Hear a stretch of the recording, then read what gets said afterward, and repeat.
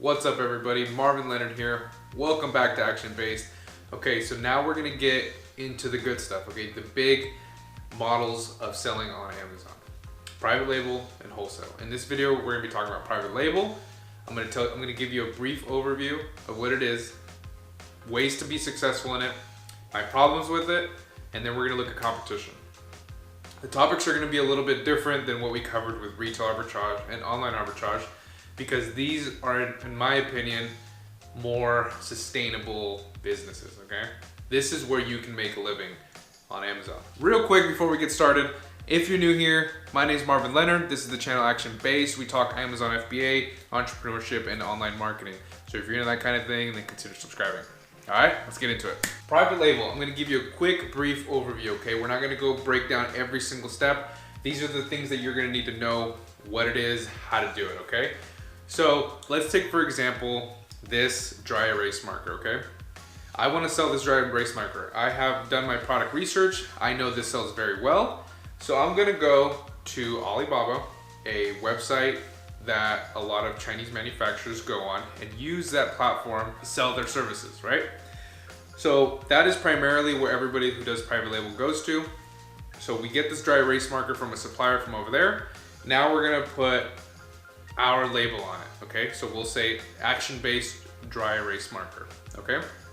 Now we're gonna ship that product to an Amazon warehouse, and from there, we're gonna create a listing. We're gonna optimize that listing. We're gonna do keyword research everything possible to optimize that listing so that people can find the listing so it sells well. After you have your listing set up to your liking and you think it's the most optimized it can be, then we're going to launch the product. You won't make any sales if you don't do a proper launch. That proper launch is gonna include giveaways, PPC, and getting reviews. Before you launch, make sure you get a few reviews under your belt so that your product has this social proof. That's the overview of private label. Now branding, what do I mean by branding? In 2019, more so than ever, you're gonna need to create a brand. People say this all the time, create a brand, create a brand.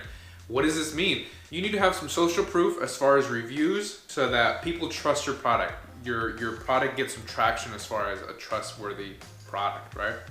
Create an Instagram, create a Facebook, create a following for your brand, and then make other products around that particular niche that you could also create branding around it all together. It's all gonna be like one brand, right? For example, if we have the dry erase marker, then we're gonna have whiteboards, we're gonna have erasers. That's just an example of a brand that we're creating. So I would definitely recommend create a brand, create some social proof, and create a social awareness of your brand through social media and things like that, things of that nature. Branding is very, very important. The days of everybody just being able to just throw whatever they want on Amazon, create a half-ass listing and make a lot of money is long gone. So if you're planning on going to private label and with that mentality, you're not gonna be successful, okay? It's not gonna work. So now my problems with private label. With private label, like a lot of business models, more people enter the market, right? Which means more competition. When you ship out your products from your Chinese manufacturer, by the time it gets to the warehouse, there could be 10 new competitors, 20 new competitors, 50 new competitors. That's a big problem for me. I don't like that.